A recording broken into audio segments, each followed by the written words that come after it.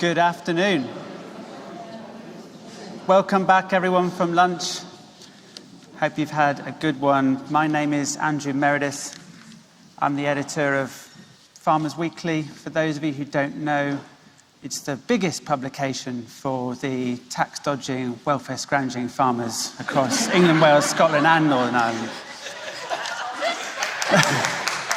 Hopefully not too many of my readers are here, but if they are, that was a joke so that the audience warms to me. I think it's worked. By upbringing, I'm a sheep and cattle farmer from mid-Wales.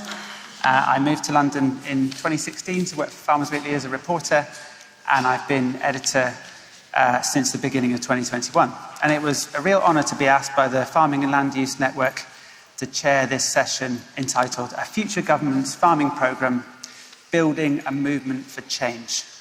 So the format of our session will be as follows. After my further introductory remarks, we'll hear in turn from each of our panellists, and then we'll have a Q&A between us, and then we'll throw open the floor for what I'm sure will be a really good and lively discussion.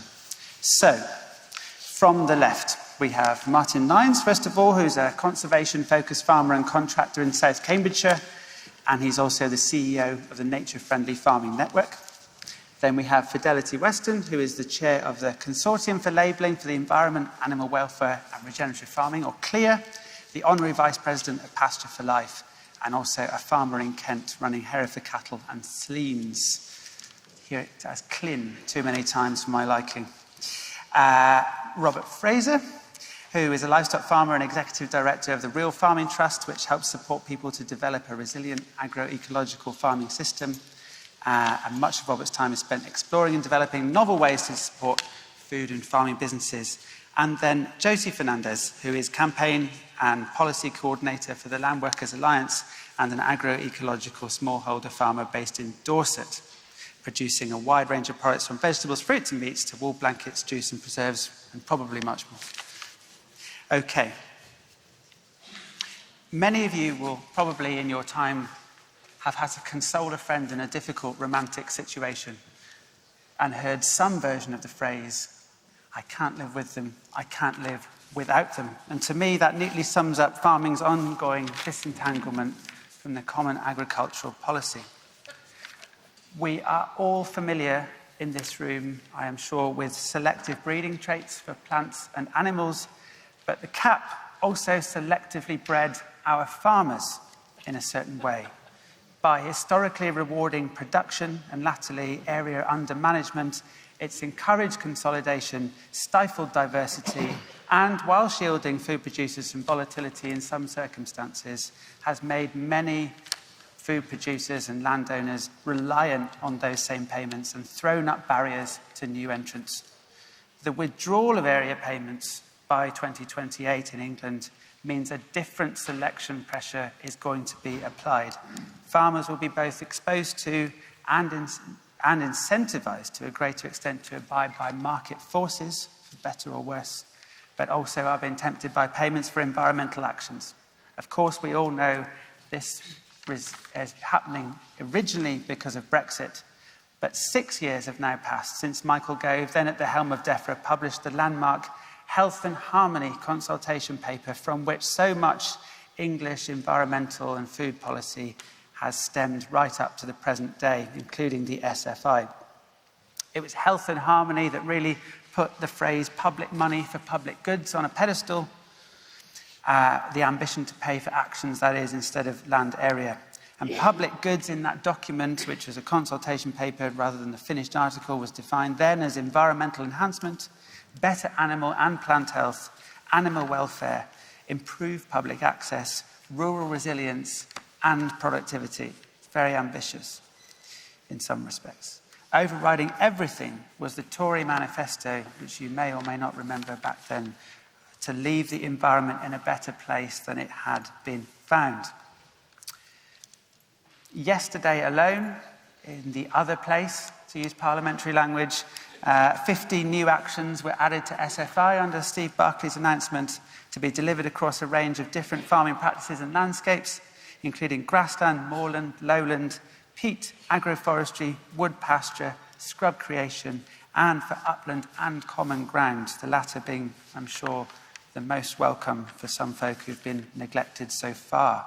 The updates also included an average 10% funding uplift, streamlined application processes for farmers to apply for the SFI and countryside stewardship mid-tier, and enhanced environmental incentives and support for the rollout of new technology. There is an enormous amount going on, and we are only dwelling predominantly with England today. And I think the main purpose, or one of the purposes of this conversation, will be to try and zoom out a little bit, take stock of how far we have come from that initial genesis of the ideas to now, and then where we would like to get to by 2028 or 2030. DEFRA's announcement to consult on retail labelling as well was unveiled yesterday, intending to more clearly distinguish higher animal welfare food. And this really matters, as many of you know, and our own audience research shows the end of area payments is likely to have an enormous effect. 80% of farmers surveyed by Farmers Weekly are concerned about replacing that lost income. 55% say it will be difficult to survive without it, and 3 in 10 have still not started to prepare for its absence. Bearing in mind we are halfway through a very long agricultural transition period, that is one of the statistics I find most concerning. Many are looking, which will probably be of concern to many in this audience, for future productivity gains to solve the problem that they are facing. So, as I say, we're going to discuss today what's gone well so far and for whom, and where else we need, where the gaps are and what we need to do to fill them. And as I've said already, we are going to be focusing predominantly today on the situation in England. I hope you will indulge that, and apologies to those of you from other nations in the UK and beyond. We will touch on them, but I think you will agree it would be better to have a detailed discussion on one nation than try and skate unsatisfactorily over them all, despite the different nuances. So that's definitely enough from me for now. Martin, your opening remarks, please, to kick us off. Thank you very much. So I see myself as an asset manager of natural capital, producing a range of goods and services from the landscape I manage. In other words, a farmer. But many of those goods and services have not been rewarded in the past, and we welcomed Michael Gove's public money for public goods 6 years ago, and we have not always seen the delivery of that. So I farm in Cambridgeshire. I'm also the chief exec of the Naturefy Farming Network, which was actually launched here in 2018. We saw a space for many farmers who are not getting the support and recognition in farming in ways that you see nature and habitat and landscape in a connected way. It's not food or nature. This is about how nature enhances food production. So we created a network and launched it in 2018. We have a steering group in each country, a farmer-led, so it's a completely farmer-led organisation. So we have one in Wales, Northern Ireland, Scotland and England, and then we have a UK structure. And part of the opportunity for the network is, which is free to join for farmers as members, public as supporters and organisations, is to give the farmers peer-to-peer learning and other opportunities of seeing what other farmers are doing. Give them a support and comfort to sort of say, actually, you're doing the right stuff. And actually, this is important. And as what we have seen is what's coming forward in the way we need to farm for the future is way many farmers have farmed in the past, but they haven't been recognised for it. We're trying to, as an organisation, is make sure their voices are heard to each other and within the communities. But the other key important to make the change really happen is make sure the policy is delivered in the right way that incentivises and makes farmers get the right rewards for the outcomes we do.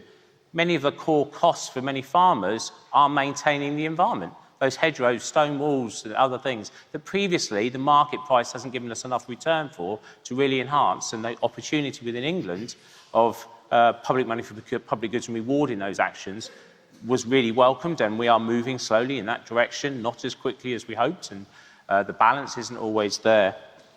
So within our organisation, we're a recognised stakeholder in each governments across the UK. We get some very good access of helping shape and develop policy. Not all our asks are always engaged with, but we are seeing some really positive ways of engaging behind the scenes, sitting around tables and having conversations at all levels across government, but also externally within stakeholder groups and other opportunities. And so we do that right across the UK in the various parts. The other role we really want to play is talking to Westminster, the MPs that are formulating trade deals and budgets, and a lot of what Westminster forget. While they talk about UK, they're mainly talking about what England does, because we have devolved governments where they have their own unique powers. So we need to help the MPs. So we're helping them sort of lobby into them and communicate to them, and spend a lot of time meeting with them to try and get the right outcomes. And that's been particularly difficult the last few years with the chop and change of so many Secretary of States and ministers and people within the current government's ideological views of what's going to happen. So that's been really challenging. What we found was, by having those engagement opportunities, we were seen just as a smaller voice. And the voice wasn't always heard compared with other farming voices that seem to be a lot bigger. And when you spoke to many of those MPs, they get various briefing papers and different things, and they want a coherent single message from farmers compared with other farming voices that get given. So what we saw the opportunity for is bringing farming messages, farmers together, and we created FLUN, Farming and Land Use Network, championing voices of farmers and land managers in a practical way for politicians, MPs and Lords. So we can go there collectively. So as an organisation, as FLUN, as a sort of secretariat of an organisation, focusing in how do we engage with those policymakers and MPs and peers, collectively bringing smaller farming voices together.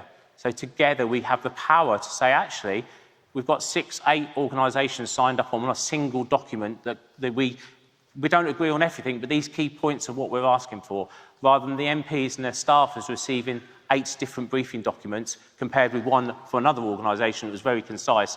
Well, the MPs, staffer took the simple route, but they didn't want to sift through all these other ones. So the opportunity for FLUN was to bring those voices together. We share intel, we have regular meetings and engagement opportunities to brief into policymakers and MPs and their staffers, but also take the information out and share it between other stakeholder groups. And that has been a real opportunity to sort of influence behind the scenes and give the detailed information of a collective of farming voices in there that are more distilled. Within the Nature-Friendly Farming Network, we also have an MP engagement officer. So we're really keen within England getting those MPs on farm, because then we have those meetings in with Westminster. It connects. They've seen it. They know what it means. When we talk nature-friendly farming, what does that mean to an MP? But when they've been on a farm and seen it actually, so Mary standing at the back there, she's our MP engagement officer for the Nature-Friendly Farming Network. So if anyone wants help engaging with their MPs or the potential MPs that are coming, we've got capacity to help facilitate that, because it's really important to get those that are making the decisions that affect farming, to get them on farms, so we really ground that down and make it work. So the future opportunity is really challenging. The opportunity to engage, we know we have an election coming up, and actually the next year or two is going to be critical to actually prop up the stuff that hasn't been done. We know a lot have been produced, but it actually isn't delivering the stuff we really need to do to make our food system work, our trade deals work. I was lucky enough to host Michael Gove, the Secretary of State at the time, a few years ago, when he was filmed on our farm saying we're not going to allow imports below our standards. What's going to happen? So that completely underpins what we do as farmers, and we need that baseline, and there's a whole load of stuff we're going to have to see the future government deliver. And also, the future government is going to govern up to 2030 almost, where we're meant to have halted species decline by 2030, met many of the climate targets. We have 5 years to do a pretty significant change. And as farmers, we need that information. We must share that to farmers, because we need to invest in the things that work in the future, not the things that work now, because much of the investment that's happening today actually will be stranded in years to come, because it's the wrong sort of farming system that does for nature, for climate, for public goods. So it's about how do we come together, and the opportunity of FLUN and this session is collectively as organisations, farming organisations and voices, we can have more power together and be more influential and actually be respected of, there's a whole, thousands of farmers coming together rather than many small groups. And that power has been seen to be really effective, and we need to do a lot more in the years ahead, in the next few years ahead. So thank you very much. Thank you, Martin.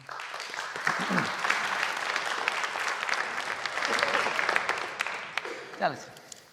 Hello, everybody. I'm mainly going to talk about CLEAR, which is the labelling campaign that I chair. But before I get onto that, I just want to mention Pasture for Life. I was a board director for 8 years and chairman for some of those years. And I think as an organisation, we really welcome this initiative by NFFN because we, as a small organisation, cannot do everything. And one of the things that we haven't had resources to do is to do really consistent parliamentary lobbying. In many ways, I feel that hasn't mattered because, as Martin has said, it's been such an impossibly difficult environment in which to lobby parliamentary-wise. Perhaps it hasn't mattered, but it's really great that we can start to feed in to activities that FLUN can do, and basically it's a way of sharing resources. It's part of this thing about building a movement, which I think is so important. Over the last day and a half in this room and throughout Oxford, we've heard amazing things that people are doing for food and farming, and we are all, everybody here is part of a movement. And the real challenge is to try and get policy and government to catch up with what we're doing and to start implementing things that I personally feel that if we had the right policy, we could snowball all these amazing activities, but it's like pushing water uphill. You know, it's really, really hard work. So we're only too glad, Martin, to leave it to you to do that. But I think the business about getting farmers, MPs out to farmers is really important. And Pasture for Life farmers would be delighted, I know, to host MPs onto their farms. So just moving ahead a little bit, and talking about policy, I want to tell everybody in this room about CLEAR and why I think that labelling is actually incredibly important. Many people would feel it's not important, but I want to try and get across the message that it is actually really important, and it's really key to us moving forward as a regenerative agroecological movement, however we want to describe ourselves. So when we left Europe, and the UK had to introduce the Agriculture Act in order to bring agriculture policy into the UK. So in 2020, the Agricultural Act came into being, and there was a little clause in that which said that the government was going to review its marketing and labelling regulations in order to ensure there was better fairness, more transparency and clarity in the supply chain. Now, we at Pasture for Life were really, really pleased to see that, because one of our big political asks has been that at the moment you can describe your meat or dairy as grass-fed if it's just predominantly grass-fed. That means 51%. The other 49% can be absolutely anything. So it could actually almost come from a feedlot. So long as that animal is fed for 51% of its life on grass, you could still describe it as grass-fed. It's totally meaningless. It means that we, as farmers who are producing 100% grass-fed, have no place in the market. The market can't distinguish us unless we sign up to being certified Pasture for Life, which I highly recommend anyone who's doing 100% grass-fed beef should do. But there was tremendous unfairness, and the consumer, we did a survey, said it was totally misleading. Nobody thought that if they bought grass-fed meat, it would only mean 51%. So this little clause came in, and we thought, well, this is our chance to have a government everyone's fresh, you know, out of Brexit, lots of new ideas and ability to do things. So we could perhaps make mileage on the grass-fed definition thing, but actually it was part of a much bigger picture of a lack of transparency in labelling. And so we went to our food, farming and civil society organisation friends and said, would you like to join with us to campaign for better labelling across the board in food? And we'll set up a consortium so we can be the voice of agroecology in the discussion that should be taking place with government, having said they're going to do the labelling regulations. So CLEAR came into being incredibly quickly. Immediately 40 organisations signed up, we got some funding, and we were ready to go. We set up a manifesto, ready to go to have the discussions which the government had said they were going to have. In the event, in the last 3 years, practically nothing has happened on labelling, and it's partly because, as Martin said, the constant political shenanigans that have been going on. So we haven't made any real progress at all, but we have actually made lots of links into DEFRA. Last year, the government set up what they've called the Food Data Transparency Partnership, which is a good move. The aim of that partnership is to bring together all the different departments that deal with labelling and ostensibly to bring together all the stakeholders that are involved in labelling. Now, I would say that the main stakeholders, one of the main stakeholders in labelling, must be the people who grow and produce the food. But we're not included on the overarching board that they have. That board is made up almost entirely of the large food manufacturers. So the labelling discussions that are taking place are starting from the top and coming down. And we think this is incredibly dangerous because they're going to start labelling. There's a movement, there's already progress to introduce eco-labels, and those will be based on global synthesized data. So all beef producers will be given the same score regardless of how they produce their beef. All tomato producers will be given the same score regardless of how they produce their tomatoes. It's an incredibly blunt instrument, and by definition, an average disadvantages the best producers and advantages the poor producers. So actually what could happen if this takes place is it drives farming at that very high, big level. And let's face it, the vast majority of people in this country, in the whole world, are buying their food from the large food manufacturers in supermarkets. They're not all of us in this room. They're people who don't have the opportunities that we have to perhaps access short supply chains. So we're really, really worried about this approach and have been pressing the government to include us on the Food Data Transparency Partnership. In the last day, as Andrew said, we've heard an announcement that they're going to go back to labelling. And at a meeting we had yesterday with the Minister, he said that what he wanted to do was to deal with the unfairness in the supply chain and allow, for instance, his example he chose was for a Cotswold chicken pie, for whoever buys that pie, to know where everything's come from. That is brilliant. That's what we want. We want that for data from the farms to be driven up through into labelling and for it not to be top down. Now, I'm not sure, there's been various press releases and as a producer myself, a letter from DEFRA about what their labelling details, what they're proposing. The details are absolutely not clear. You could be totally cynical and say that one of the things that they're actually, the only thing they're aiming to achieve at the moment is they've so messed up on their trade deals, which has meant that we have got coming into this country lots of cheap imports with very poor animal and other animal welfare and other credentials. And the consumer's beginning to realise that they're buying products, they have no idea where they came from, what's gone into them, and the government is basically having to clear up its own mess by their proposals in this labelling thing. That may be too cynical, and I hope it is. And I also hope, if there's anyone from government sitting in here, that they will include us as stakeholders in a genuine way and not just consult us and then make their own decisions. We should be on the decision-making body as to what data and information goes into labels from now on. So that's my bit.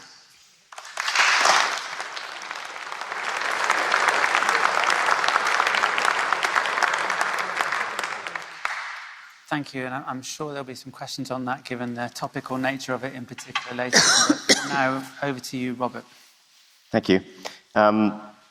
So you asked me to talk a little bit about the work of the RFT, and I'll do that very briefly before I talk a little bit more about my reflections as a livestock farmer on marginal land in the Welsh Marches.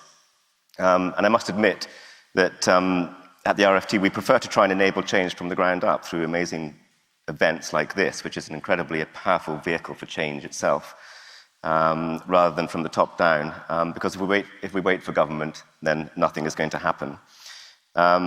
Policy work has been extremely difficult and frustrating over the last 6 years due to political instability, and I must recognise I'm very grateful and full of admiration for the work of Martin and Fidelity and Jyoti for the effort and energy and time they put into trying to engage with policymakers and parliamentarians. It is important work. So at the RFT, we have of course, tried to support the transition to agroecology from the top down. We used to be the secretariat for the APPG for agroecology, but we felt that was getting very bureaucratic and difficult to enable change. So we've changed that to a new group called Parliamentarians for Agroecology, which works with organizations like the Farming and Land Use Network and other small NGOs and organizations in our sector to provide them access to parliamentarians in Westminster and civil servants in Whitehall. We feel it's a much sort of a new, fresher approach to advocacy, which better links the land use sector with active parliamentarians. But Fidelity and Martin are right. We all need to work together because we're all very small organizations. So the other thing that we do is we have the Agroecology Comms Network, and we feel that that is also very important to coordinate the communications of the different organizations working in our sector, because we all have different campaigns. So that is getting going again this year, and we've got a very active program of events, which is very exciting. And another program, just very briefly, which is close to my heart, is our funding program called LEAP. So we recognized from running this conference for many years that funding is an issue, and it's even more acute now. So we set up a program to support the type of businesses that come to this conference, to provide them with a mix of loans, grants, and business advice and support. And that's called LEAP, and it's open at the moment for applications. So if you want to get involved with any of those initiatives, please visit our website at realfarming.org. But I just wanted to reflect a little bit on my experiences as a livestock farmer, a first-generation livestock farmer. I started farming in 2003 in a very marginal and wet, boggy area of Herefordshire. And I opened the conference by saying that farming is a profession of hope. And my goodness, you need hope, don't you, to be a farmer? But looking back at the Health and Harmony report, it stated, and I quote, "We recognise that upland farmers are often more dependent than most on direct payments. Upland farmers will be well placed to benefit from our new environmental land management system, and we will reward farmers for the public goods that they provide." Now, I'm afraid to say that for me and many of my neighbours, we haven't seen that commitment from the government, and the future now is incredibly uncertain. We've had 6 years of uncertainty, and the new schemes are under-resourced, especially for marginal and upland livestock farmers, and especially for tenants, and those outside protected landscapes. We have been offered very little to replace the lost BPS, and to be honest, and it saddens me to say this, but trust is in pieces with upland farmers and the government at the moment. This is not a good place to be 6 years into the agricultural transition. For many upland, or as they were called, less favoured area livestock farmers, SFI currently replaces less than 35% of their basic payment scheme and has higher costs of delivery for the farmer. I read about one farmer recently where that figure was 8%. Many farmers are looking for part-time work, and applications for financial support to wonderful organisations like the Addington Fund have gone up 244% in the last few months. And many like me, who have been farming in a nature-friendly way for a long time, feel forgotten and penalised for going green too soon, with the initial focus of SFI being primarily on arable and lowland farms and improved pasture. So we find a situation where we have perverse incentives, where it actually would make more sense for me, more financial sense for me, to plough up my ancient meadows and reseed it with diverse herbal lays. And of course, I'm not going to do that. So it seems to me like cheap food on the one hand and nature recovery on the other are being demanded on a shoestring. And the result of this is that the government risks delivering the opposite of what was intended, especially in marginal and upland areas. There are, of course, some very good examples of low-input, greener, agroecological, nature-friendly farms. But I would be lying if I said that this is what my neighbours are planning. Most have no intention of embracing SFI. There is just no incentive to do so because the payment rates have been so low. And even if they do, they need to replace the lost BPS, which cannot be 100% replaced with the sustainable farming incentive. So I've spoken to a lot of my neighbours, and their business plan is therefore to push the land harder, to intensify and scale up as far as they can. Land rental values are increasing, buoyed by high livestock prices and the desire to secure more land. Fields have been reseeded with ryegrass, and I'm on a very marginal, sloped area in the uplands. And for the first time in my valley, I'm seeing turnips and root crops being planted on valley sides, leading to bare soil over the winter and terrible problems with our river. So my worry, over and above the fact that this is a backward step for nature and a challenge to the agroecological transition, is that scale, simplify, and magnifies the weaknesses in any business plan. Without continued high livestock prices, I worry many will fail. You need to be a top third producer to make it pay, with good genetics, good infrastructure, low overheads, secure tenure. And it's impossible for new entrants and anyone who has to rent land or has a mortgage to get access to the sector. And I think many will retire and leave the sector.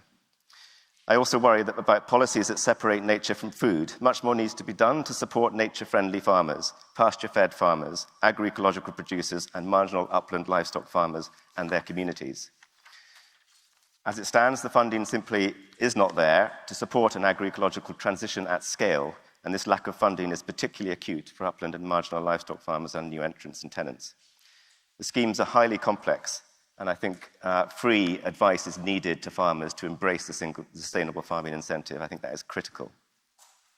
I genuinely believe that we can and should produce ways in which that deliver more nature, but it needs more targeted support. We need to look at it holistically, look at the whole farm.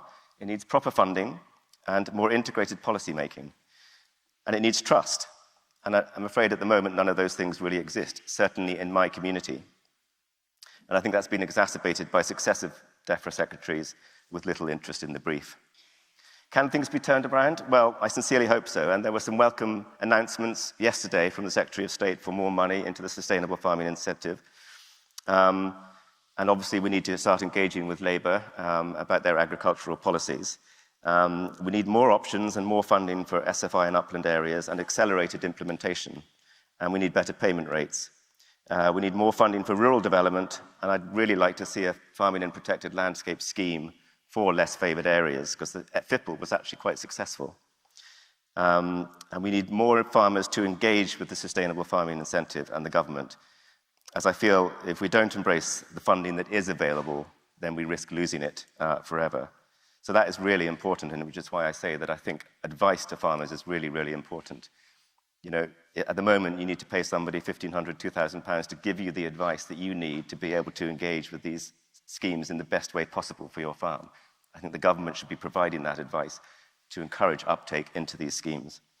So I've got some ideas about solutions as well, but I'll leave it there for the moment. Thank you very much. Good.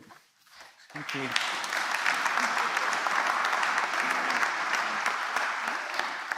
Jyoti, your opening thoughts. Hello. I'm Jyoti. I'm Campaigns and Policy Coordinator for the Landworkers Alliance. And as you may know, we're a part of La Via Campesina internationally, representing 200 million farmers around the world. And there's a clear philosophical approach we take towards supporting farmers, which is based in the right to food. And that government has a responsibility to provide for basic human rights.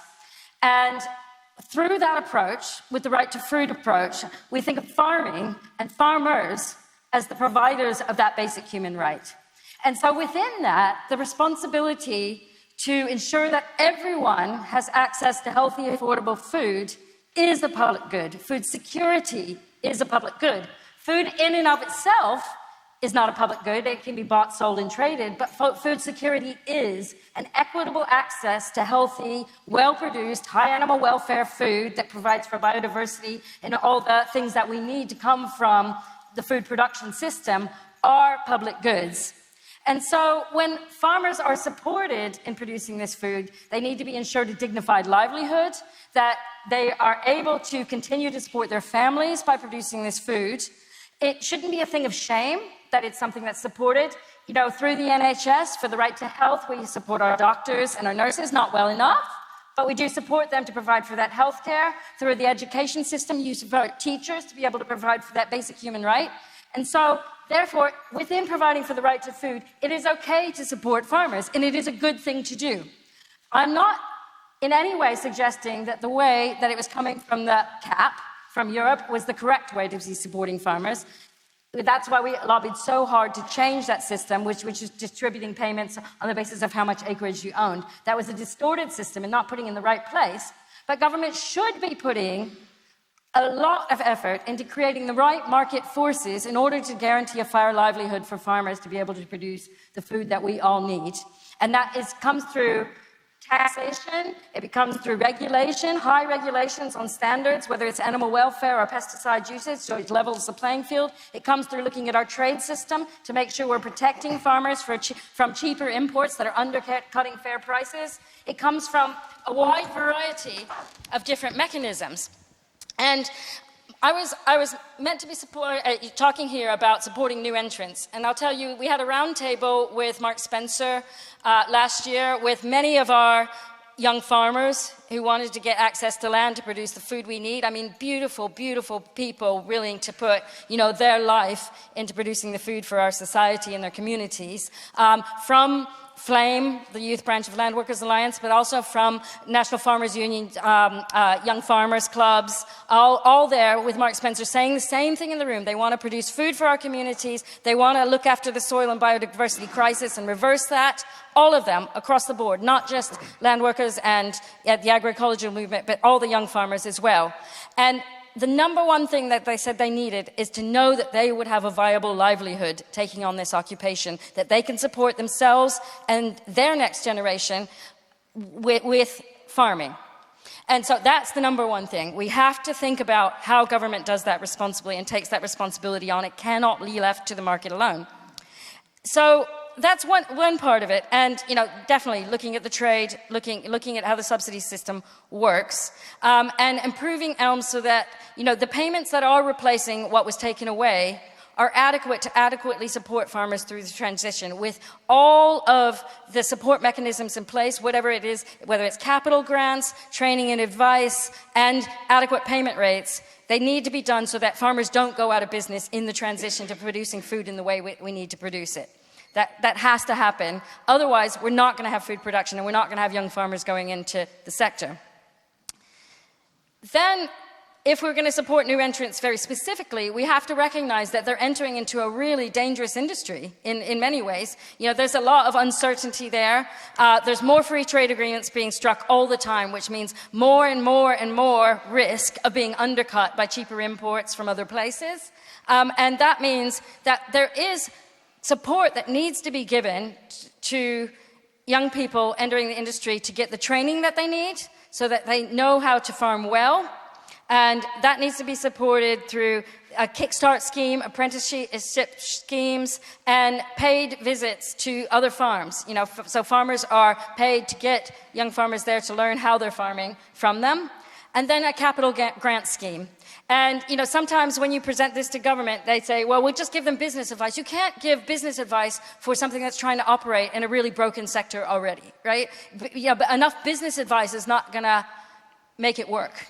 They actually need support, financial support, to be able to get started, especially if you're not inheriting a farm or you don't come from a wealthy background. And if we're really going to try and get food accessible to all parts of our society, then we need that support for those farming businesses to get launched. That's support in access to land, and whether that's through land cooperatives or helping people get started through grants, or to buy land, or to enter into a farming business on somebody else's land. That support needs to be there, and for all the equipment they need to get started.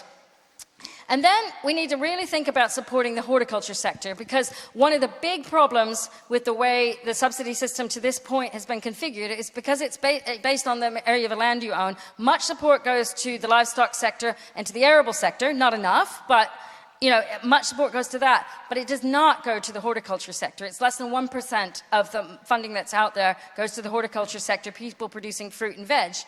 And if we're really going to have diets more in alignment with healthy food, with all of the objectives we have of connecting people to seasonality of food, and also with the climate crisis, with changing our diets so people eat more fruit and veg and less animal-based products, then we need to support the horticulture sector more. And right now they're looking at reducing the eligibility requirements so that there's no minimum threshold for land, so that people who weren't previously eligible for BPS can get these payments. But in reality, even if those producers that might have 3 hectares of land and have a really intensive market garden that's delivering fresh fruit and veg to the village, apply for the SFI scheme and they get £15 a hectare, that's like 45 quid. 45 quid is not going to support the viability of a market garden or a CSA, and it's hardly worth applying, really. And so it's great that we managed to campaign for this removal of the eligibility requirement. I think that's a big win. The Landworkers Alliance, the CSA Network, and other organizations have been campaigning for this for a while. But we need a bespoke horticulture scheme where horticulture producers are supported not only to get started up with capital grants for when they start, but an ongoing annual payment that supports the really good work that they do. That can be done in many different ways, and we're looking at different ways it can be done across Wales, Scotland, Northern Ireland, and England. It can be through a flat rate payment per year, and in some ways we're saying the average payment to most farmers is around $20,000 to $22,000 a year. Some sort of flat rate payment like that supports extra employment. Or it can be an income support scheme for horticulture growers, around $15K a year, and support for employees. Or it can be specifically standards within countryside stewardship or in SFI that support agrobiodiversity work, public engagement work, work on just producing, fruit and vegetables that can be distributed to low-income communities, all the kind of good things that we can get through community-engaged production of fruit and vegetables.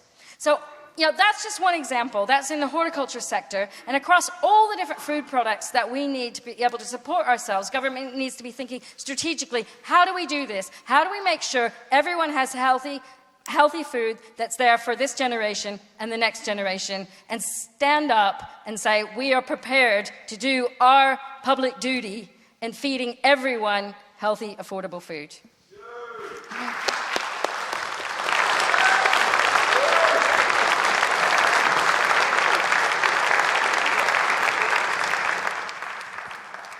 Thank you very much, and I'm not sure anyone had noticed your microphone was off. That was brilliant. Sorry. Yeah. Passionate, not loud. Each of you, in different ways and in different topic areas, have articulated very eloquently a problem that needs fixing. But I want to have a discussion before we open it to the floor. I want to get a bit grubby. I think a lot of people find thinking about change and the requirement to acquire and use power a bit distasteful, and they would rather someone else does it. That's the first problem. Secondly, we can get quite paralysed by the scale of the problem and not know where to act initially. And thirdly, I think the political process, if you're thinking about top-down change, the incremental nature of it can be extremely frustrating. So I would like to hear examples from each of you of how you think change can be effected in a practical way that people in the audience can contribute to. Is it through supporting an organisation like those represented on stage? Is it through joining a political movement? Is that a way to effect change in the farming context? Is it something completely different? So who would like to go first on that? Fidelity. You've really invited us to a shameless bid by asking that question. And so I would say that I think one of the best things that people could do to support, and I'm actually talking now about philanthropists, is to support organisations that are supporting others to make the change. So in the case of Pasture for Life, we've set up mentoring schemes. We have 1,000 members, and the best things that we're best at is helping farmers through change and supporting them and learning off each other. And I mean, I've learned so much through my colleagues at Pasture for Life, but that needs an organisational setup that needs financial support, and frankly, we can get a certain amount from membership fees, but not enough. And so I think any philanthropist in this room should definitely look at supporting those organisations. And whilst I've been given the floor, I'd just like to say that CLEAR, as a setup which we have got 40 organisations sitting underneath us, labelling is not a very exciting thing to be campaigning on. People don't really understand it, but it is so critically important. We actually find it really difficult to raise funds, and we are looking for funds at this moment in time. So if anyone wants to support us financially, we'd be absolutely delighted. And then, of course, you can join campaigns, but I think you should never forget the role of those organisations in supporting everybody underneath them who's doing such brilliant work. So money is definitely power. Yeah. probably knew that, but also being across the detail and being the person that the stakeholder, the first stakeholder that government or someone picks up the phone to. You've been known, Martin. Yeah, I think it's trying to understand who holds the power. Is it a private market? Is it money? Is it that? So how do we activate them? So that may be a social movement and a publicity movement to make them be shamed into doing something or see they need to do something. Is it a control within Parliament? And is it this? Is it a Westminster Parliament, a devolved government, or is it an international government? The UN or something else. So I think what we try and do is try and understand where we can have control and opportunity and engagement. So if it's within Westminster, how do we have one within the network? We've come up with a manifesto, which will be on our website hopefully next week. So go and have a look at that. But it's having clear asks for the parties. And the election is this coming year, but the parties have already doing their manifesto. And from what I understand, we've got to the end of the month to influence it. So no point coming up in a few months' time and saying, parties, we want you to do this. But also we have to understand their manifestos will be quite top line and actually won't do the detail, particularly as it looks like we're going to have a Labour government coming in who are very small as a party with very minimal resources. They are not getting into the detail until they get into government, where they use the government machinery to do the detail. So for me, it's about identifying who holds the control. How do we do a campaign? When are the opportunities? If it's a policy, when is there going to be an announcement 6 months, 12 months' time? How do we become I look at our role as a critical friend to those that hold power. We need to go in there and be supportive, but be very critical where we need internally. And if that's not working, we do it externally as well and manage to drive the change that way around. And that's the pure role of FLUN, is making sure we all go around with similar asks. We all are trying to get access to ministers and MPs, but if we're all going in with 10 different asks, they're going to sit there and think, what the heck? But if we can distill that down and say, right, these are 10 key points we want to get. One organisation can hit these because that's their role. If it's labelling, Clear should be there and we should be there to support them. And we need to define that out because critically we need to come together as mass to make the difference. But politics is wonderful when you look at it. They are constantly trying to pick each other off and divide everybody because it quietens the place down. The only way to make change is to come together at strength. Josie, the Landworkers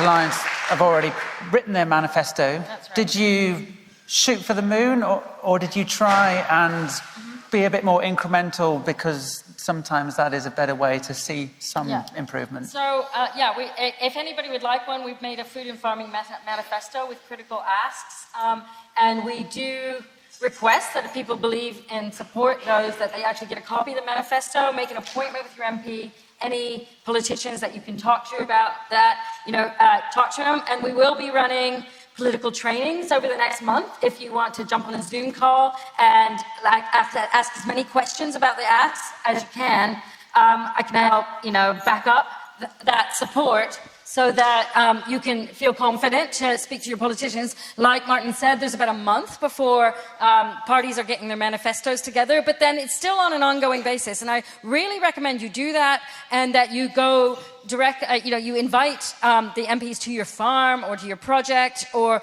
even to your home for a bit of food to talk about things, because that really, really works, right? And when you're saying about shooting for the moon, what we decided to do was think about what's politically expedient for us to ask for, because we also have to be quite realistic. And we're working from the Right to Food framework, which luckily, if it is Labour Party that gets into office, they do operate from a rights-based framework. So we're starting from a ground where there's a clear level of understanding between where we're operating from. And then thinking about what's high visibility, where are they going to gain political points in adopting the policies that you're putting forward, ones that are easy to implement, relatively low cost, or even make money. Things like tariffs or regulation, they actually make money for government. They don't cost money. What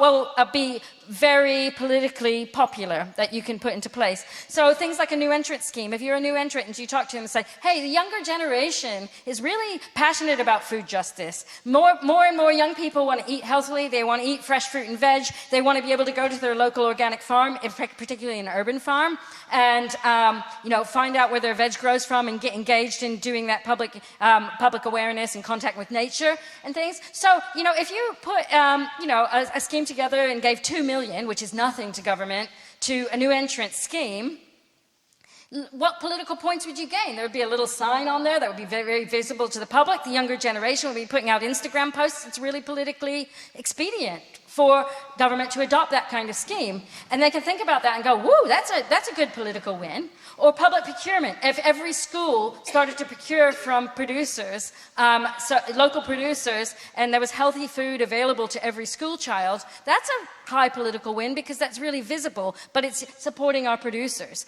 And, the Labour Party have actually already committed to looking at public procurement. So these kinds of things, think about the ask and think about why they might want to adopt them. And that's, we've made some choices there. But, think about how you can present them and entice them into supporting what we want.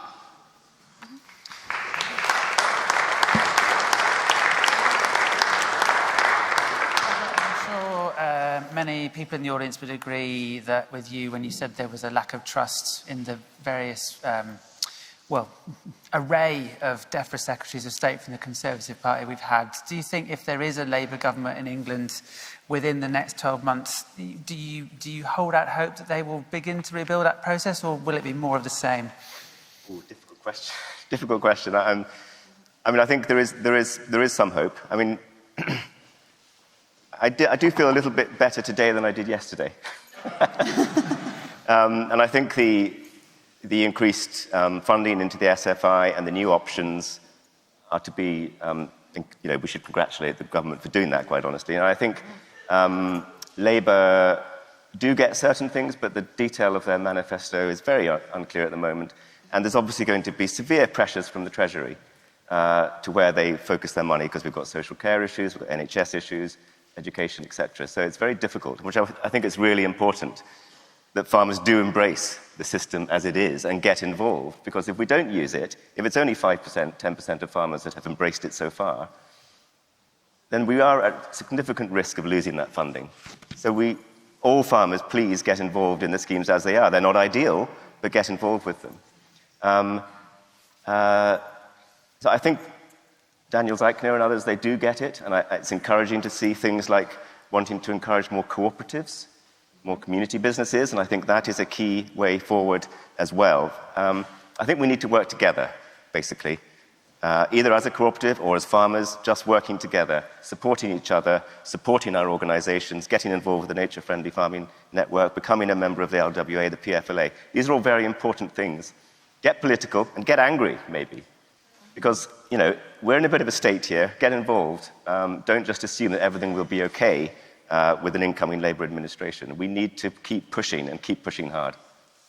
And final point then on our future government farming programme before we open to the floor, and I'll start with you, Martin, but seemingly every green NGO and farming lobby organisation has asked for more money for food and the environment. Could we see... first of all, is that likely? And could we see an even bigger alliance than FLUN, perhaps a lot of organisations coming together to really put the pressure on for that ask?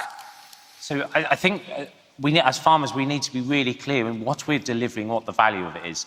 Because currently, Treasury doesn't see the value. We had an area-based, we're moving to an action-based various actions. We need to embrace that, we need to deliver, and we need to demonstrate how much further we need to go and the investment that is needed. Government will need to chip in to some of that, but so will the supply chains. The impact some of our food contracts are having a devastating effect in our landscape here and abroad. We need that clear labelling system and approach. We cannot go ask for more money without demonstrating the value of what we're doing, because if you look at the NHS, the schools, and all the other calls on the Treasury, we're got to be up against that.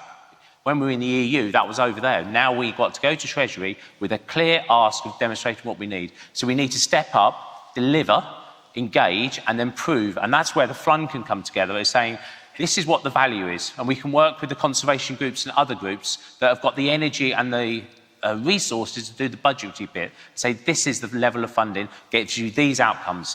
Put your money here, but also if you do it well and do the food system well, you're going to save billions on the NHS. And we have social prescribing rather than medical prescribing. And think about the access to land in a different way and the access to healthy food that the government needs to invest in to get the right things. Would anyone else like to comment on winning the access to funding?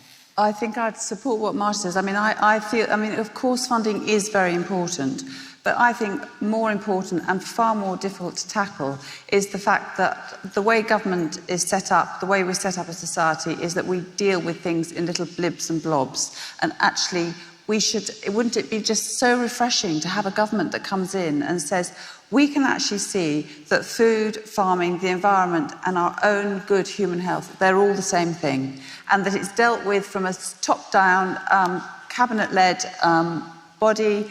And actually then the money that goes to farming would be minuscule compared to the benefit of in health to us all as a nation, in clear-up costs to the environment. I mean, we spend a fortune on clearing up after our food production. The SFT did a report which showed for every £1 we spend on food, we spend £1 clearing up the mess in creating the food.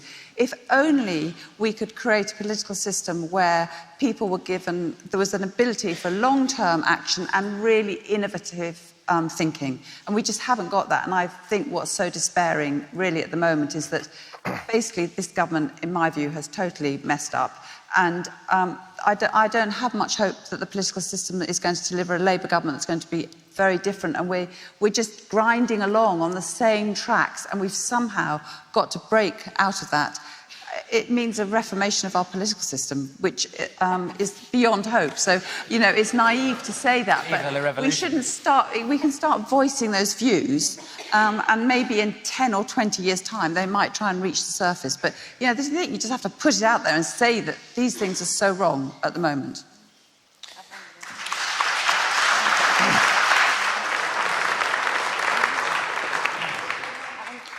It's also important to not just think about getting funding out of government, but to think of ways that we can balance it out by earning money through looking at it as a whole, looking at the whole food system.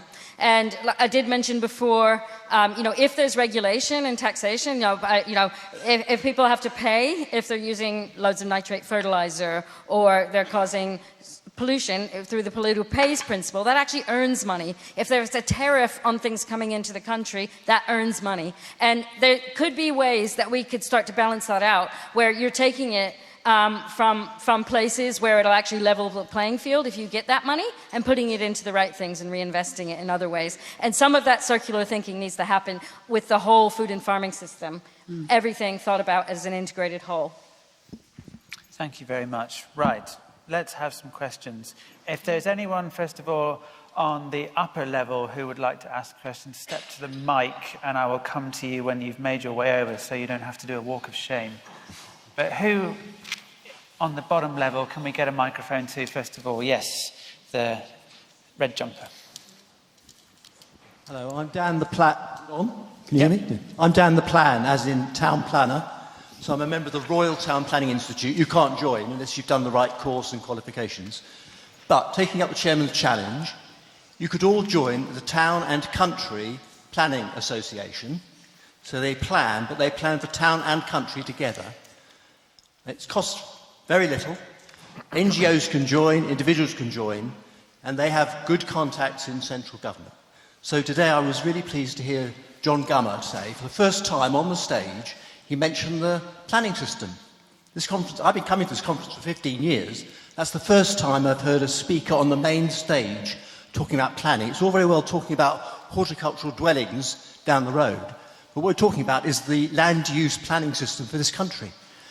You all come along for 2 days and talk about it. What you should be doing is working for the other 363 days on your land use planning system, and your best access to it is the TCPA. Do you have a question, sir? Has anybody joined it? 2. Excellent, Jyoti, fantastic. We're building a movement step by step. All right, I can see a person here with their hand up. Thank you, John Harold to Plant Life.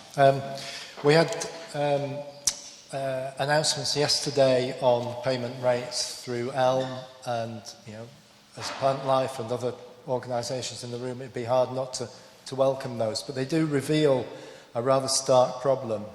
If we're offering £1,000 a hectare for, let's say, floodplain meadows, we've got 3,000 hectares of floodplain meadows and a target of 74,000 hectares. The truth is, we can't afford to incentivise our way to the nature recovery that we need. We simply can't afford it. Scotland and Wales have just announced, reduced, real terms, reduced agriculture budgets.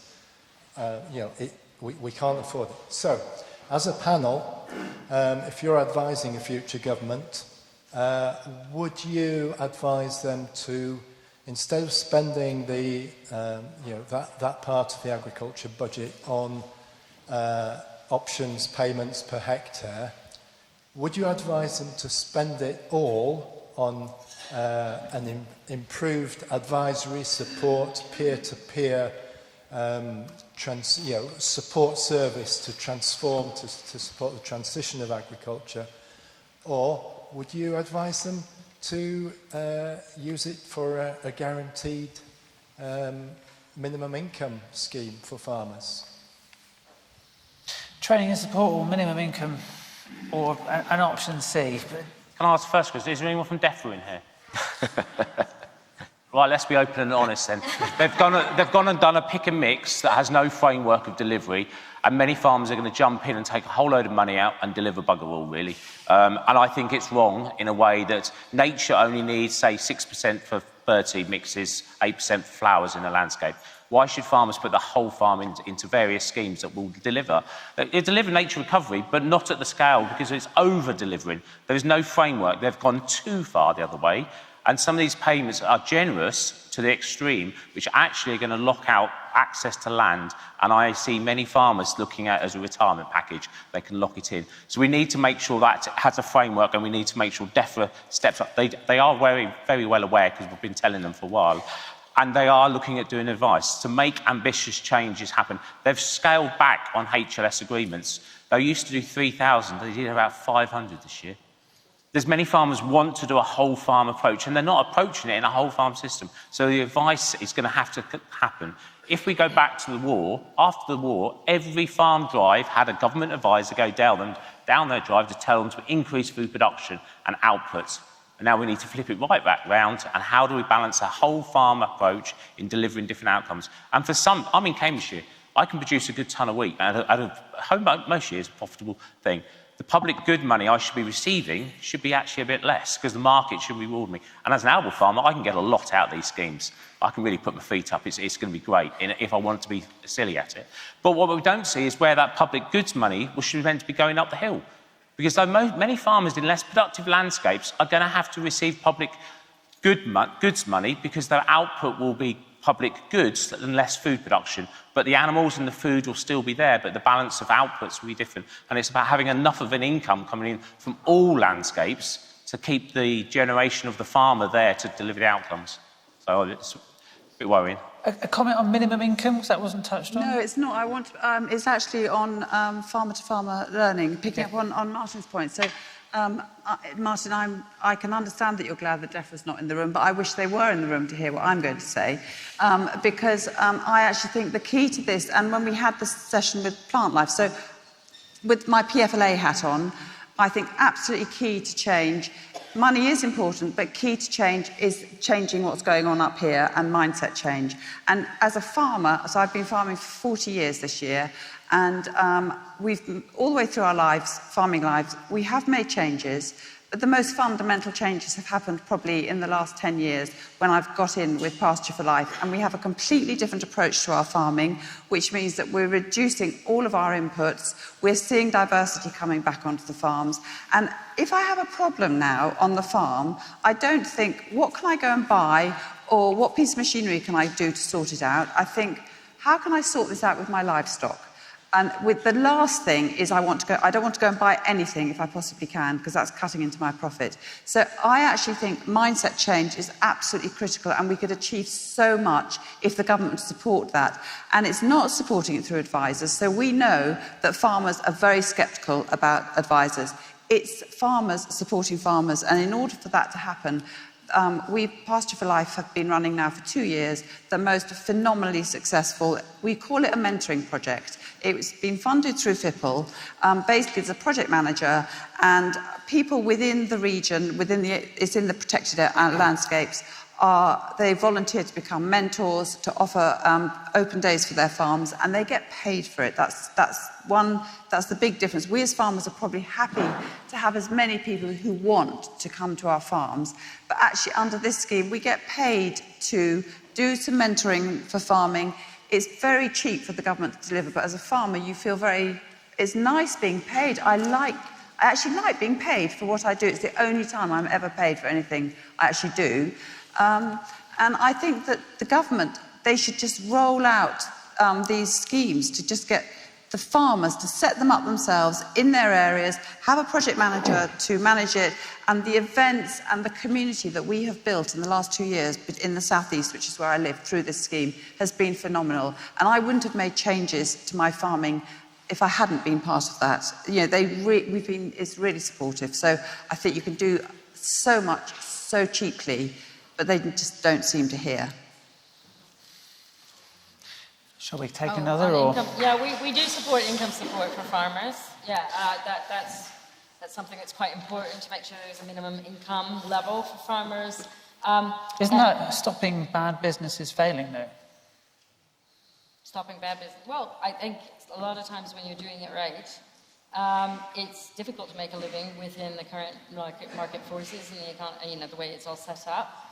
And, no farmer should go without basic needs. And a lot of farmers, when they're getting set up, particularly new entrants, the tax credit system, when it was in place, was an incredibly useful thing for many, many small agroecological farms trying to get started, to be able to provide a steady income for people often living in really, simple circumstances. A lot of people in caravans, a lot of people in, all sorts of accommodation, because rural housing is very difficult to afford. There's now, especially with the onset of Airbnb everywhere, and all the cottages in villages being Airbnb'd out, or wealthy people moving in because people can remotely work, it's very, very difficult to get accommodation for rural workers, and particularly for farmers when the economics don't really stack up for farming systems that are doing the right thing. So, I think we really have to have some sort of income safety net there. But I think we need to be designing it really carefully, just to make sure that farmers aren't just spending any profit they got on a new Land Rover in order to show that their income at a low level and then benefiting from a financial system that way. But I think we could, with a lot of creativity, make sure we could do that. And also a cap on payments. And I think that's something we need to think more about, having an upper level limit on payments. And maybe that's controversial with people here, but it could also help, make sure that money's going to the people who really need it. Okay, thank you.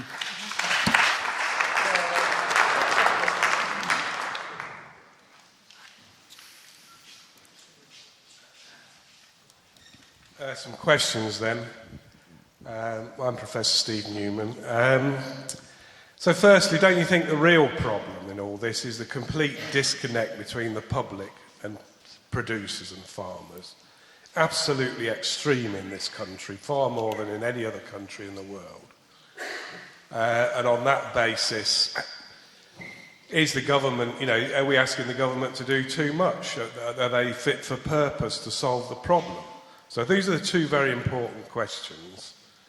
And the third question is kind of a proposal. I think what would be really good would be to give citizens food vouchers that could be traced, so they could learn from so in a local community you could give more vouchers to poorer people if you wanted a more socially informed process, and they can cash these vouchers in with the local producers, to farms, to say, well, look, it'd be great if you could provide my meat or whatever, but also I'd like to be able to walk the dog and visit your farm, whatever they want. They've got a voucher, they've got their own currency, which they could spend to the producers, then the producers could cash that in. So that's bringing a contact between the public and the producers. It's also an incredible, powerful thing, and we've done this in Africa in many occasions, to actually trace real good policy ideas and to learn what are the flows, where are the real demands. So we carefully avoid people like supermarkets and different vested interests. This is a way that the public can directly inform policy, and you can solve some of the social and environmental problems at the same time. Okay. Robert, does the Real Farming Trust work with businesses who predominantly would be speaking directly to the public, and is that something that you talk about in that organisation? Yeah, that's a tricky one. I mean, I think it's a big problem. And one thing we want to see a lot more, along with everybody else on this panel, is much more local food economies, where people are trading with their local farmers. Farmers are producing food for their local communities, which is really, really important. That sort of economic democracy, I think, is really, really important. But, you know, the actual comms of communicating with the public about the food, it's such a huge thing, isn't it? And the funding that it would require, it's very difficult, and we're all very, very small organizations. So it's hard to get that direct line into the public. But we do need that. So I'm doing lots of things with agroforestry, so they're already doing it. So through the agroforestry stuff that we're working on, we talk to the farmers, and there are two camps. Some say, yeah, we're still stuck into this commodity world, you know, we're trying to produce bulk things and we're dealing with supermarkets, we're in a real problem. Others say, well, we've got it. We're now farming the public. We're now farming people. That's the future. We're connecting with local people. We're responding. We never knew what they really wanted. We always made assumptions because we go through middlemen, you know, middle players.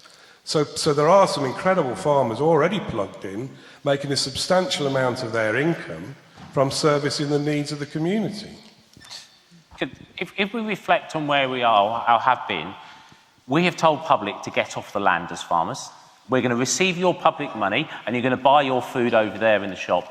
So we've, as an industry, and I'm not proud to see that's what's happened, we have actually driven the people off the land to go and buy the food over there, and now we need to reconnect. And all these organisations, and lots of organisations here, are in that mode of reconnecting people back to land and food and other stuff we engage with. And that's the only way we're going to have power in the future as farmers, by connecting with people so they can reward us in a range of outputs we can get, and they need to know where their food comes and how it's been produced. I mean, I have great sympathy with the feeling that it'd be good to get more people to come onto farms. I mean, we do a lot of direct sales from our farm, and I really enjoy having people coming to the farm. But it's very hard work. Many farmers don't want to do that, and possibly don't have the skills to do that. I mean, it's a very particular skill to produce your meat and then to get it all packaged up and dealing with the customers. And it's a very particular skill and hard work. So I think it'd be lovely to have more of that going on, but it's not going to be a panacea in the big picture. And I mean, I'm just going to just quickly give another quick blast to Clear, because one of the things we know is that the British public do not trust the food labelling system at the moment, because the food labelling system is being done by the food producers, and there's hundreds and hundreds of labels out there. It's totally meaningless. And I think that if we can develop trust for the consumer, so we have what Clear is actually asking for, which I probably haven't said, is that we think there should be a mandatory method of production labelling system, which means that data from the farms right through the processing system goes into the labels. It's not top down, it's bottom up, and it's independently run. It's not generated by the food manufacturers. So I think it comes back to trust, which Robert was talking about with farmers, and trust for the consumer is really important too. It's so hard as a consumer to know what to choose when you're shopping in a supermarket, and we have to break that lack of trust down and build up the trust again. And by doing that, we would start to connect those people who can't get out to farms for whatever reason, can't meet the farmer. There'd be that little bit of connection and a little bit more understanding about how their food has been produced. Okay. Do you mind if I move on? Okay. I think I win a prize because I understand that I've got the first question of the day from the upper level. So go for it. Thank you so much. Hello, this is Anna from Stanmore Organics. We're based in the South Downs. Sorry for the echo. Thank you, panelists, for the work you do in your daily lives and for being here today. And thank you for the conference organizers for this amazing space. I wanted to come back to a point that Martin made around the urgency and the opportunity right now to influence government and policy making. You know, I think we have this short time window. I would love to hear reflections on how this, you know, plethora of organizations that is gathering here could come together to jointly, you know, to coordinate advocacy work and to really join forces. I've been trying to straddle the two conferences going on in the same space. I think it's extremely important that dialogue is happening.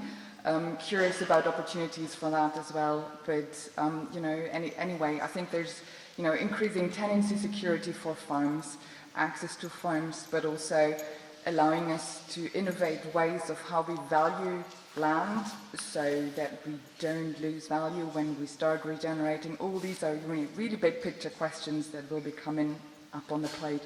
How can we coordinate? How can we join forces? Thank you. Thank you. Is FLUN looking for more members? Yeah. And what do you have to believe to be a member? So it'd be a farming body. So as we've got some represented here, it is about bringing those farmer voices together and land managers' voices can demonstrate. So it's let's talk about those clear asks as organisations. So if any organisation wants to get involved or groups, talk to myself, talk to Robert, who's the secretariat of it. How can we collectively do things? But we also need to remember, as the network, we have been very fortunate to get some very good access in. And how do we use that opportunity of being able to sit in rooms and meet people and talk to people to influence that? Because we can't shout from outside. We get shut out of rooms. We need to find ways in. And through FLUN, we have a fortunate position to be in that space. And that's why, collectively, how can we have those conversations over the next few months and work out where do we need to push those buttons and what do we ask for? So collectively, come together, and then through FLUN, we can really make a difference. Josie, when was the last time you banged your fist on a table and stormed out of a meeting room? Is it ever the right time? I haven't done that, actually. I stick with it. So you'd agree with Martin. It's better to be in the room where it happens. Yeah. Well, I mean, I think I saw something very moving at the climate change talks when all of the young people in the room all stood up together and turned their backs and walked out en masse. And I think things like that are very powerful. And I think, you know, we need to realize that the system that we're working in isn't really designed to benefit our basic human rights, but we can still hold it accountable, and that means staying in the room and trying our damned best to get through in any way we can. And making sure that we all act as food citizens, that we learn as much as we can about the food system, and we stand up for our basic human rights. And, you know, I was going to stick in a little plug here and throw in a little curveball to stand up for those who are not in this room and who are very marginalized within our food system here in the UK, which is the migrant workers. And thinking about migrant labour on our farms, we've just done an investigation, which you can pick up at our Landworkers Alliance stall, called Debt, Migration and Exploitation in the Food Sector. And it looks at how migrant labourers are treated here in the UK and the exploitation that they face. And I think alongside, you know, standing up for good, healthy access to food for all of ourselves and future generations, we need to think about the food workers and the farmers who have the most marginalized voice here and make sure that they are protected within our food system as well. And think about, you know, future migration here and holding those opportunities, because, you know, when we think about the migration that's going to happen planet-wise, you know, 1.6 billion climate refugees expected in the next 10 years, 1.6 billion. That's a lot of people that will need employment and looking after within our global system. And so we have a responsibility to make sure that they're not exploited and where our food system works. Many of those will be from Africa, trying to come across to the south of Spain, where our tomatoes are produced, to Italy, you know, in Morocco, in those places. And because there will be so many, there's going to be high rates of exploitation. And I think we need to think about their supply chains and think about who's not in the room and protect their interests as well. Yeah, there's a question down here. Yes, please. It's interesting. All right. It's interesting. They're talking about advisors. I've just been in New Zealand where they took subsidies away some time ago. and the countryside is emptied. There's so many empty houses, schools closed and everything. They do get advisors. They get quite a lot of money for all sorts of research and stuff. But it has meant that the percentage of people working in agriculture has drastically gone down. It's actually less than here, even though you think it's a country that's very agricultural. There's actually less people working in agriculture as a percentage than here. And so I think, yes, we do want advice and help in this plethora of complication that is the new system. Like, I can only apply for SFI on a tenth of my farm. I can't apply for anything on the rest of it because I'm an upland farmer. And it's a drip, like Martin said, it's a drip thing that's really annoyed everybody, and there's just no trust left, really, and people are just completely fed up. Martin, New Zealand, obviously a very different situation. There was a much shorter transition, but the statistics from the Farmers Weekly survey and the sort of from knowing farmers, as you and all the panellists do you think there is going to be a cliff edge because people aren't preparing adequately, and could we see a bit of countryside depletion? I'm seeing a sector of the industry who are not aware what's coming down the road and are not planning for a business that meets the future needs, and they're investing high amounts of capital investment now. They think it's going to be right for 10 years and 20 years' time. It's not. They're going to have stranded assets, and they've got their head in the sand, and they want to carry on farming as they were. But I see a huge amount of people that are really engaged, some really leading farmers and lots that are really getting engaged. And it's how do we facilitate those conversations to help everybody see this journey. And unfortunately, there will be some people who lose out because they're stubborn enough not to want to engage. And I get people phoning me up and giving me hassle about where I want to keep my BPS. BPS left a week ago. Yeah. Plan your business in what we need, what you can see on the horizon, what we need to do with the climate impacts that are coming to us, and we're not going to stop those. So you've got to build resilience in your business to manage in the future. But I do think it's really hopeful. I've got a real hope in what we could be able to achieve. But it's going to be challenging because we're going to have so many different actors coming at us: food prices, input prices, market price, and how do we plan a business with less risk? That means stop buying loads of inputs. Manage the landscape in the capacity it has rather than trying to push capacity. And that's a very different business model to what many are currently operating in. Charity. I think the other point which one should be reflect on is that it's an incredibly complex situation now for farmers, and many farmers are not equipped to do that. I suspect in farming there's probably a higher rate of dyslexia, a higher rate of poor education where people have always known they're going to go into farming. It's incredibly complicated now accessing all the information. I know of many farmers who don't have computers, perhaps have poor broadband. So I think it's quite harsh, Martin, your approach to them. It's their fault because actually it's... I'm not saying it is their fault, and that's why we need to help them, because there's 320 odd different schemes to enter now. Yeah. 5 years ago, we had BPS, stewardship, and a market price. And that's how we've got to help them. And that's the role of the network and other organisations, is to communicate that of how can we help you. As someone who's dyslexic myself, that ability to understand and translate, I need help for. Yeah. And that's how the role of all of us is to help those people. Well, you're an amazing example of somebody who's able to go out there and ask for help. There'll be plenty of farmers who actually find that, just that very thing of asking for help, very difficult. So it's compounding a difficult situation with the fact that we have farmers who are probably not well equipped to deal with this changing situation. I just long for the days when we could have come to these places and just talked about cows, really. But it seems to be over, doesn't it? We've got time for one more question. Yes, a very enthusiastic hand here with the white jacket.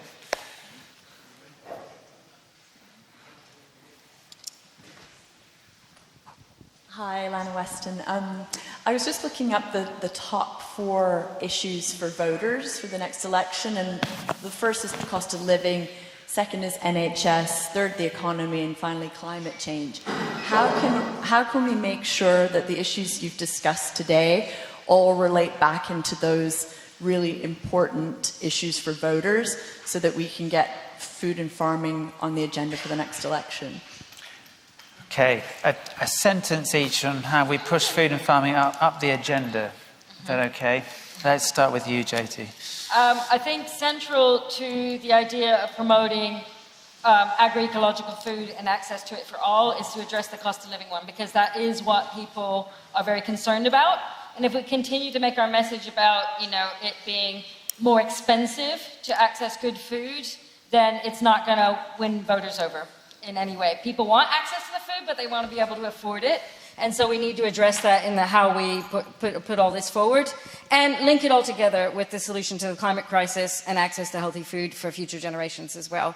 Make those messages really clear that this is something for everyone to get involved in and that will be able to afford it. It's not some niche, exclusive, marginal issue. Robert, how do we get Herefordshire voters voting along these sort of lines for these sort of issues? Yeah, it's really challenging, isn't it? Because there are so many issues to deal with at the moment, and inequality is right up there.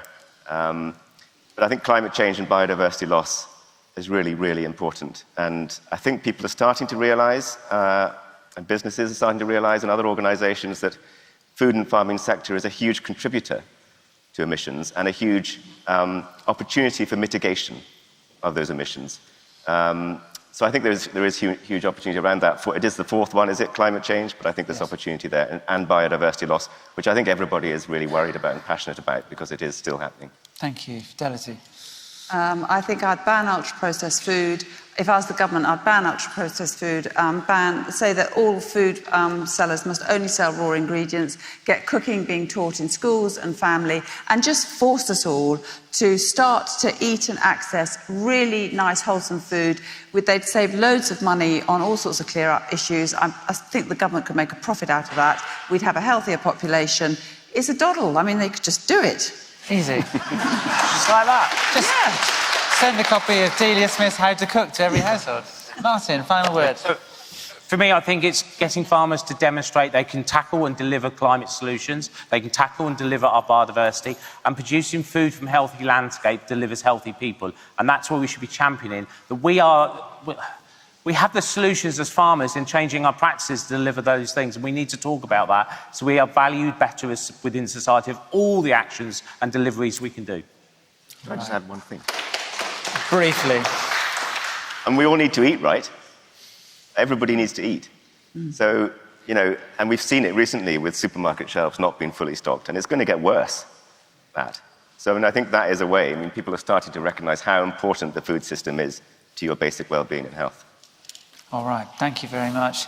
We've been discussing, the future government farming programme, but it's been about building a movement. And I think what we've learned today, there's huge frustration with government, but change doesn't just come from the top down; it does come from the bottom up. So, the closing message for each of you here today is: you've lost the right to moan unless you're doing something. Join an organisation you're passionate about, hopefully one that's allied to a bigger movement.